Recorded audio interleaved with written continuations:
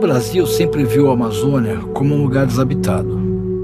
A narrativa do arqueólogo Eduardo Góes Neves, professor do Museu de Arqueologia e Etnologia da USP, está na série Amazônia, Arqueologia da Floresta, do canal Sesc TV, dirigida por Tatiana Toffoli. Disponível no YouTube, ela traz a história antiga da Amazônia.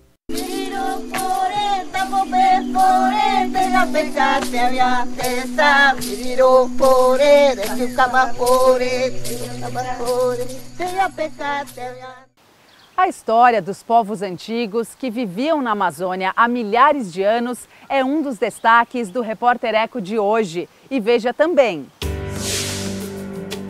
as vantagens do hidrogênio verde como substituto dos combustíveis fósseis que são altamente poluentes. E as ações humanas mudaram até o eixo de rotação da Terra por conta da grande retirada de água subterrânea.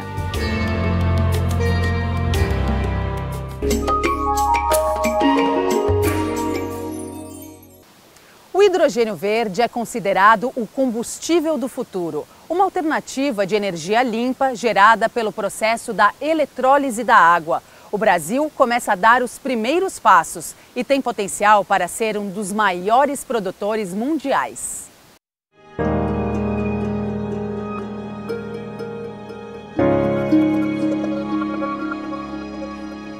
Reduzir as emissões de gases de efeito estufa causadores das mudanças climáticas. Impulsionar a exportação de energia limpa. Colocar o Brasil em destaque no cenário internacional. São muitas as promessas do hidrogênio verde, considerado o combustível do futuro. O hidrogênio verde é uma tecnologia ainda muito recente.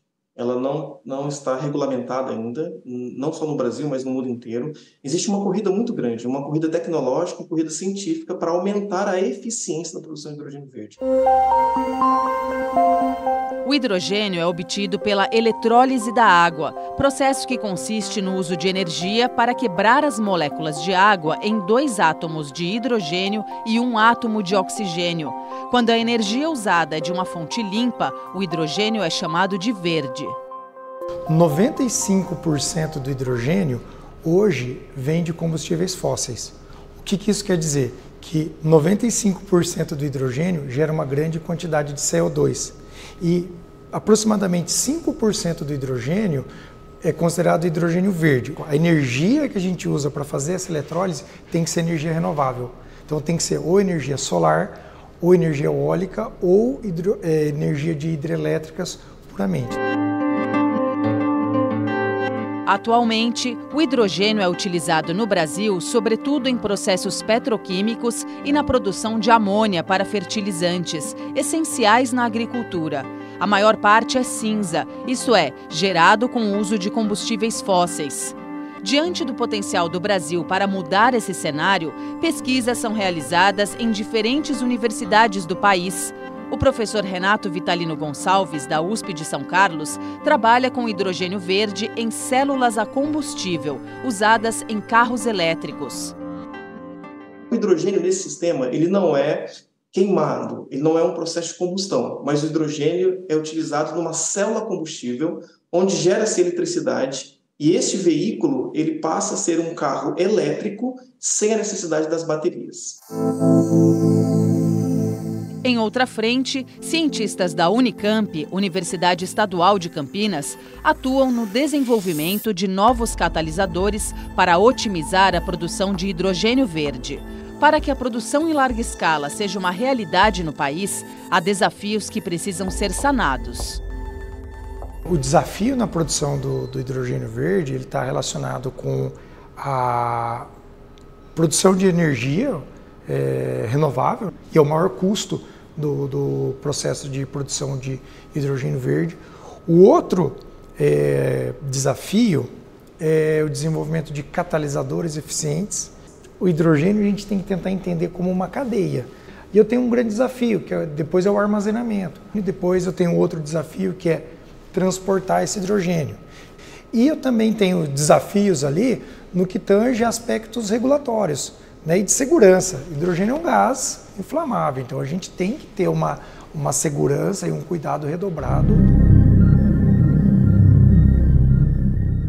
Outro desafio é a questão da necessidade de água para a produção do hidrogênio verde, o que poderia gerar concorrência com o consumo humano e a manutenção da vida no planeta. Mas cientistas destacam que não é preciso usar água potável. Por isso, pesquisadores de todo o mundo buscam alternativas. Então a gente pode tentar água de reuso, águas de rejeitos industriais. A gente trata essa água, é possível utilizar. Outra possibilidade seria a água do mar. Se você aplicar esse processo de dessalinização, você pode usar a água diretamente, né? Outra alternativa seria usar direto, mas usar a água do mar diretamente ainda vai levar uns anos para ser viável. Mas o problema de utilizar a água do mar é que o cloreto que está na água do mar compete com a água. Então, dentro do processo de oxidação da água, né, que é uma das etapas da produção de hidrogênio verde, você pode produzir cloro e não oxigênio. Além da necessidade de substituir os combustíveis fósseis, causadores da crise global do clima, investir em fontes sustentáveis de energia pode dar ao Brasil vantagens competitivas no mercado internacional. O Brasil tem uma característica que poucos países têm. O Brasil tem sol em abundância e o Brasil tem vento em abundância, especificamente na região do Nordeste do Brasil. A região do Nordeste do Brasil ela tem grandes perspectivas de ser um berço da produção de hidrogênio verde nacional. Então, nós precisamos implementar novas estratégias para a produção de hidrogênio verde utilizando a tecnologia que nós temos hoje e investimentos em pesquisas para que sejam consolidados os processos atuais.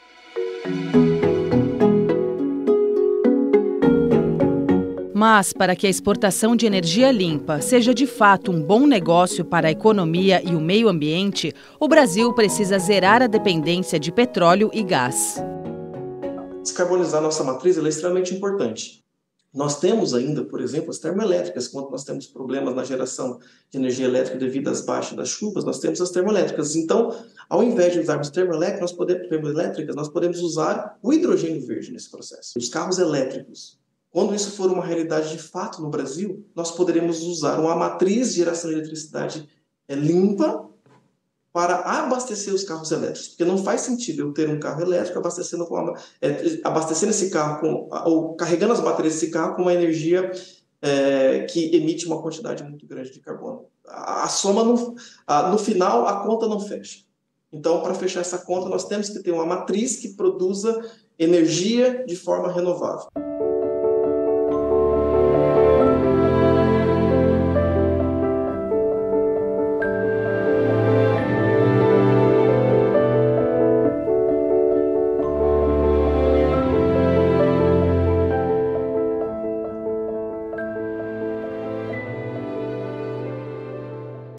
Vamos agora às notícias socioambientais que tiveram destaque. De 1960 até hoje, milhares de espécies de animais e plantas da Terra diminuíram de tamanho. Os responsáveis são os impactos causados pelos seres humanos e as mudanças climáticas. É o que mostra uma pesquisa internacional, publicada na revista Science. A ONG Global Witness revela que o Brasil foi o segundo país mais letal para defensores do meio ambiente em 2022. Do total de 177 assassinatos de ativistas no mundo todo, 34 ocorreram aqui. A Colômbia ficou em primeiro lugar na lista, com 60 mortes. A terceira Marcha das Mulheres Indígenas reuniu mais de 6.000 participantes na esplanada dos ministérios em Brasília. A manifestação pelo fim da violência contra as mulheres e proteção dos biomas contou com a presença de 5 ministras: Sônia Guajajara, dos povos indígenas, Marina Silva, do Meio Ambiente e do Clima, Aniele Franco, da Igualdade Racial, Luciana Santos, da Ciência e Tecnologia, e a ministra das Mulheres, Cida Gonçalves. Logo mais aqui no Repórter Eco. Estudo científico comprova que as ações humanas mudaram o eixo da Terra por causa da retirada de água subterrânea.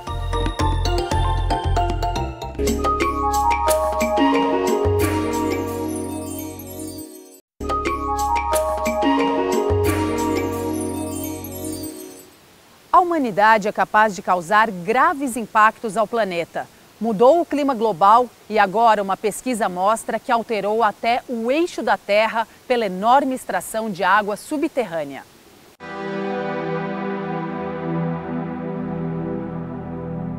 Quando observamos rapidamente o céu noturno, parece que os astros situados no espaço sideral estão estáticos, mas todos giram, inclusive o nosso planeta, como explica o geólogo Álvaro Crosta, professor do Instituto de Geociências da Unicamp, a Universidade Estadual de Campinas.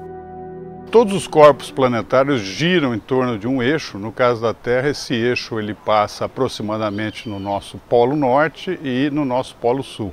Então a Terra faz uma rotação em torno desse eixo que tem 24 horas de duração, né? Isso dá o dia e a noite, né? Dependendo do lado que é iluminado pelo Sol e o lado que não é iluminado pelo Sol. As ações humanas continuam alterando os processos naturais do planeta numa velocidade impressionante. Agora é o eixo da Terra que está sendo inclinado por causa da intensa extração de água subterrânea que está nos aquíferos debaixo da Terra para uso da irrigação na agricultura. A descoberta é de um pesquisador da Universidade Nacional de Seul, na Coreia do Sul. O trabalho científico dele foi publicado na revista da União Americana de Geofísica. Na verdade, há uma mudança natural da inclinação do eixo da Terra e ela varia, inclusive, sazonalmente, ou seja, ao longo do ano. Mas o que se percebia não era explicado pela movimentação de água, por exemplo, das geleiras ou das calotas polares, né? Que já é uma movimentação de água do continente para o oceano. Isso muda a massa da Terra. A massa da Terra não é uniformemente distribuída, porque nós temos os continentes e a água armazenada nos continentes e temos oceanos. Então, obviamente, tem uma distribuição heterogênea dessa massa. Quando há uma migração, uma movimentação de água dos continentes para o oceano, você tem uma transferência de massa e isso vai afetar a inclinação do eixo. Tentava-se explicar essa mudança apenas com a movimentação de água de geleira e eles tiveram a ideia de analisar a água que também vem do lençol freático. A maior parte da água que é extraída do subsolo não é usada para abastecimento humano, como a gente imagina, mas sim para a agricultura. Pelo menos 70% a 80% vai para a agricultura. O estudo foi feito com base em dados gerados via satélite. É um satélite da NASA chamado GRACE e eles usaram o período desde 1993, porque é quando começou a operar o satélite, então existem dados acumulados desde essa época, né? Até 2017, quando eles coletaram. A relação aí é justamente a transferência de massa do continente para o oceano, nessa caso de água, é que consegue ser captado pelo satélite, porque isso implica numa mudança do campo gravitacional. E o satélite tem uma sensibilidade, ele mede o campo gravitacional com uma sensibilidade muito alta. A pesquisa também aponta qual o volume de água que, ao sair dos aquíferos, foi parar nos oceanos, modificando o eixo da Terra. Os cientistas consideraram um período de 24 anos. Foram movimentados cerca de 2.500 gigatoneladas de água retirada de aquíferos e que acaba no mar, né? Isso implica num aumento de alguns milímetros, poucos milímetros, em todo o nível dos oceanos da Terra toda. Então esses dados também são colocados aí nesse artigo, né, e são baseados em medidas aí, internacionais de uso de água. Transformações no deserto do Saara, no norte da África, em milhões de anos, também podem estar relacionadas a mudanças no eixo da Terra. É o que indica estudo do Instituto de Tecnologia de Massachusetts, nos Estados Unidos, de 2019, publicado na revista Science Advances. Segundo os pesquisadores, a análise da poeira dos últimos 240 mil anos revelou que o deserto mais quente do mundo já teve bosques e diversidade de plantas e animais e alternou climas secos e úmidos a cada 20 mil anos. Os cientistas afirmaram que esse pêndulo climático foi impulsionado principalmente por mudanças no eixo da Terra. Como o planeta orbita o Sol, a quantidade de luz recebida do astro-rei no verão é maior ou menor conforme a inclinação. Ao diminuir, teria enfraquecido a atividade das chuvas, consolidando o clima seco.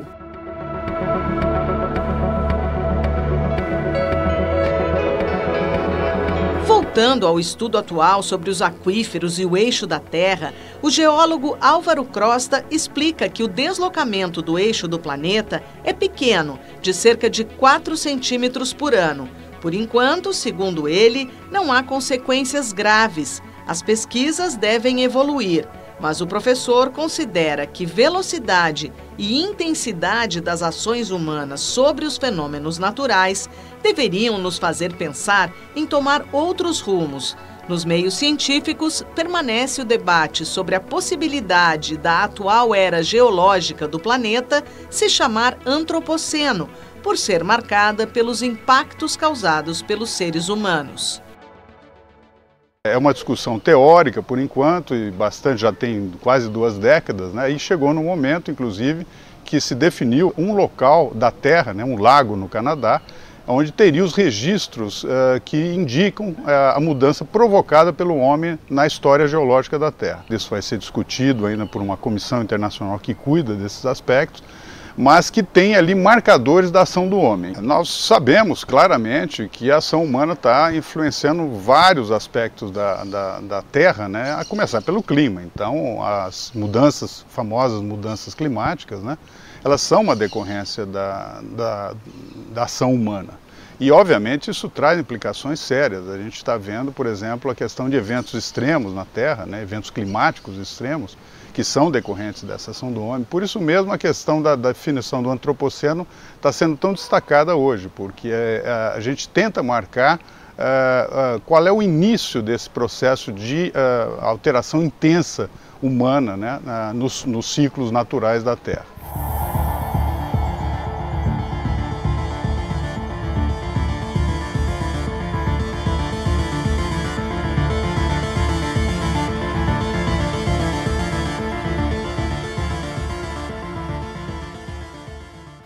A seguir aqui no Repórter Eco. Livro revela que ancestrais dos povos indígenas viviam na Amazônia há mais de 12 mil anos.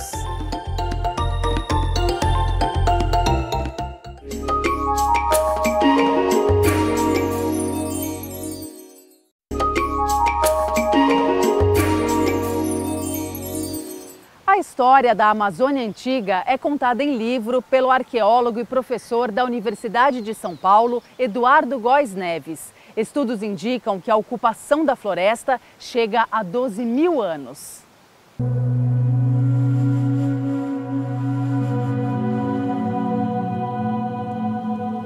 O Brasil sempre viu a Amazônia como um lugar desabitado. Nos anos 70, na época da ditadura militar, o governo tentou desenvolver e ocupar a Amazônia a qualquer custo, abrindo estradas como a Transamazônica e construindo usinas hidrelétricas como o Tucuruí. A mentalidade que existia naquela época e que era repetida pela propaganda oficial era que a Amazônia era uma terra sem gente para uma gente sem terra. A narrativa do arqueólogo Eduardo Góes Neves, professor do Museu de Arqueologia e Etnologia da USP, está na série Amazônia, Arqueologia da Floresta, do canal Sesc TV, dirigida por Tatiana Toffoli. Disponível no YouTube, ela traz a história antiga da Amazônia. Do mesmo modo que existe uma história antiga lá no Mediterrâneo, na Europa, por que não pensar no Oriente Médio numa história antiga aqui para esse lugar que é o Brasil hoje em dia, né? Existe uma história que é muito mais profunda, mais antiga, que tem dezenas de milhares de anos e que começa quando os primeiros ameríndios chegaram aqui, né?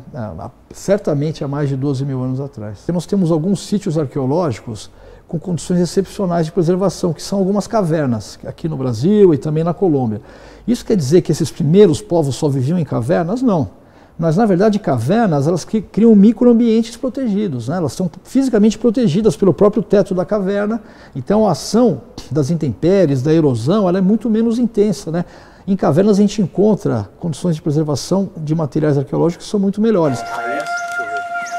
Há 3 décadas, o arqueólogo realiza pesquisas em diversas regiões da Amazônia. Há 15 anos, ao lado de especialistas em fauna, flora e outros elementos, escava o sítio arqueológico Monte Castelo, no rio Guaporé, Rondônia. O trabalho ali iniciou em 83 com o arqueólogo gaúcho Henrico Miller. A ilha de rio coberta de mata é, na verdade, um sambaqui. Comum nas regiões litorâneas, é um depósito de conchas e terra que revela informações importantes sobre povos antigos. Em alguns sambaquis da Amazônia, nós encontramos cerâmicas muito antigas, como é o caso do sambaqui Monte Castelo, onde a gente está trabalhando, que está no coração do continente. A gente tem cerâmicas que chegam a mais ou menos 5.800 anos atrás. Isso é uma coisa muito interessante, por algumas razões. Primeiro, porque as cerâmicas mais antigas de todo o continente americano estão na Amazônia, e também tem algumas no litoral do Caribe, na Colômbia, e no litoral do Pacífico, no Equador, mas são todas regiões tropicais. Estes aqui são todos vestígios da Amazônia antiga, fragmentos de cerâmicas que foram encontrados em regiões onde hoje ficam os estados de Rondônia e do Amazonas. Para chegar e descobrir esses marcadores do tempo, é fundamental a participação dos indígenas que vivem nessas regiões. Aqui, por exemplo, a gente tem peças que têm pelo menos 1.200 anos de história. Nós viemos para caçar aqui, daí nós vimos o buraco aí, feito, né? Tampado com lona. Daí tinha uma carta escrita que eles tinham deixado. Quando eu cheguei, daí minha mãe falou que o arqueólogo que tinha feito a escavação aqui tinha ido lá visitar eles lá. Falar o que era essa escavação, qual que era o significado dela, né? Qual que era a pesquisa que eles iam fazer. Às vezes, assim, conversando com as pessoas que vivem no entorno, a gente pergunta onde é que tem terra preta? Porque o pessoal gosta de fazer roça, cultivar nesses solos escuros, nas terras pretas, que são sítios arqueológicos. A gente chega naqueles lugares e vê o material cerâmico aflorando. Na verdade, as cerâmicas mais antigas das Américas foram produzidas primeiro na Amazônia. O que é muito interessante é que essas cerâmicas antigas são diferentes entre si. Então parece que a cerâmica foi inventada mais de uma vez. Isso é muito interessante também, por quê? Porque quando a gente olha para a Amazônia hoje aqui no Brasil, a gente tem uma relação de colonialismo interno, né? As pessoas acham que é uma região atrasada, que tem que ser desenvolvida a qualquer custo, né? Como se os trópicos tivessem sempre condenados a ter uma posição periférica, né? no concerto das nações, digamos assim. E se a gente olhar para a arqueologia, o que a gente vê é justamente o oposto, que uma série de inovações importantes aconteceram primeiro na Amazônia e depois se espalharam para o resto do continente. As descobertas estão no livro Sob os Tempos do Equinócio, 8.000 anos de história na Amazônia Central. Equinócio é como chamamos a linha do Equador, que define os trópicos. Os povos ameríndios estavam ali há muito tempo, e assim como os que viviam na Cordilheira dos Andes, onde hoje ficam Peru e Bolívia, criaram sistemas políticos e agrícolas. A investigação sobre plantas que eles consumiam sugere que a floresta que se vê hoje foi modificada por esses povos, que manejaram cultivos. Algumas unidades de conservação, não só na Amazônia, mas em outros lugares aqui do Brasil, elas têm um uso muito restrito. Não pode ter ninguém morando ali, né? Nem indígenas, por exemplo. Para nós, arqueólogos, isso não faz sentido, porque essa diversidade, essa biodiversidade que a gente quer preservar, se nós estivermos corretos, ela resulta também dessas populações. Então, se a gente expulsa esses moradores, ribeirinhos, quilombolas, indígenas, uma outra coisa vai acontecer, né, no processo de evolução com aquele ambiente, e não aquilo que a gente queria preservar. Se a gente olhar para o mapa da Amazônia hoje, na região do Arco do Desmatamento, que vai desde o leste do Pará até o leste do Acre, a gente vai ver que o que sobrou de floresta em pé hoje em dia é basicamente terra indígena. A gente vive num mundo hoje em dia que valoriza a padronização, a homogeneização, né? E na verdade, essa nossa crença na padronização, ela está levando talvez à destruição do mundo, a um impacto socioambiental que é muito grande. Então tem uma lição importante para aprender, e de novo, a arqueologia pode contribuir, mas a gente tem que ouvir os povos da floresta, porque eles estão falando isso para a gente desde sempre, que é a valorização da diversidade.